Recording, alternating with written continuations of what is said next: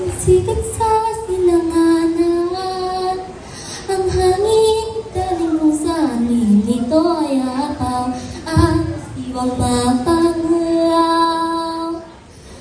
Kapag nalandang araw, lungkot mo ay papalaw.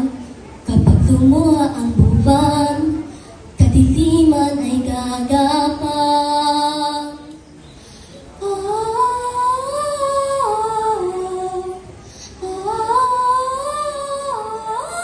Sa kapaghudan at sa awit ng ibong Agarna, nakatulog si Don Pedro. Ang ibon ay huminto sa pag-awit, ngunit may ugaling magbawas pagkatapos ng kanyang magandang tinig.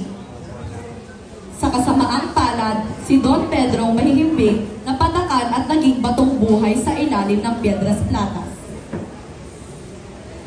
Sa hindi pagbalik ni Don Pedro,